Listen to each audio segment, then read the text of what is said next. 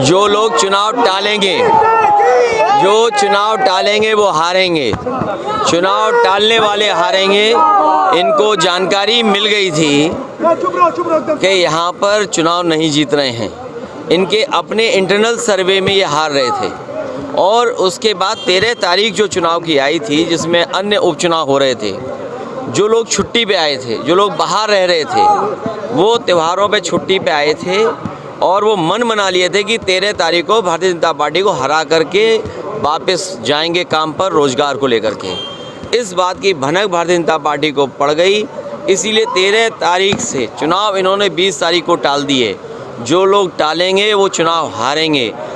बुनियादी सवाल वही है, आज भी खाद नहीं है, डीएपी नहीं है, किसान के धान तैयार पैदावार की कीमत नहीं दे पाए, अगली फसल की कोई तैयारी नहीं है, बिजली उतनी ही महंगी है, नौकरी रोजगार को लेकर के धरना पे बैठना पड़ रहा। और सोचिए, पढ़े लिखे नौजवान धरने पे बैठे हों, सरकार को अंतोगत्वा पीछे हटना पड़ा।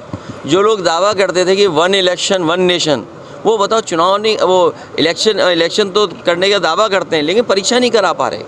और वहीं अगर आपको याद हो, इन्होंने दावा किया था रिकॉर्ड परीक्षा कराएंगे। रिकॉर्ड जो रिकॉर्ड परीक्षा हुई थी उसमें 30% बच्चों की परीक्षा छूट गई थी, क्वेश्चन पेपर उनके झूठे आए।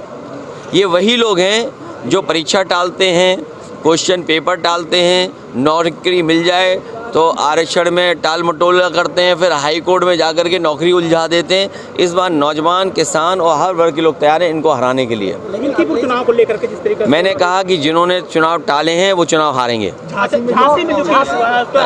देखिए उसको कांग्रेस ने आपत्ति किया कि इनको देखिए ये दुखद है कि किस तरह की घटना हो रही आज के समय पर, और इन्हें सावधान तभी हो जाना चाहिए था जब गोरखपुर में ऑक्सीजन की कमी से बच्चों की जान गई थी। गोरखपुर की घटना हो या समय समय पे जो अस्पतालों से हम लोगों को जानकारी और सूचना मिलती है, जब कभी भी निरीक्षण पे जाते हैं या औचक निरीक्षण करते हैं तो पूरा इंतज़ाम सही सलामत मिलता है। लेकिन जैसे ही अधिकारी और मंत्री हटते हैं, अस्पताल वैसे के वैसे हैं। यहाँ भी मेडिकल कॉलेज समाजवादी सरकार ने बनाए। क्या सरकार ने पर्याप्त बजट दिया था, पर्याप्त सेफ्टी के इंतज़ाम किए थे?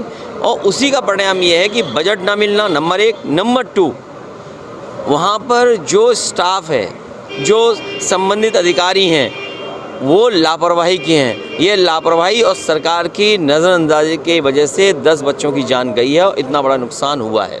मुख्यमंत्री योगी आदित्यनाथ का 1906 में जिस तरीके अलीगढ़ में मुस्लिम लीग की स्थापना हुई थी, भारत को विभाजन करा, लेकिन वही काम आज समाजवादी पार्टी कर रही है मुस्लिम लीग की। देखिए, हमारे मुख्यमंत्री जी पहले थोड़ा बहुत डरे हुए लग रहे थे, अब जैसे जैसे बाई इलेक्शन करीब आ गया वो थोड़ा हिले हुए दिखाई दे रहे हैं, क्योंकि जनता उनके खिलाफ खड़ी है।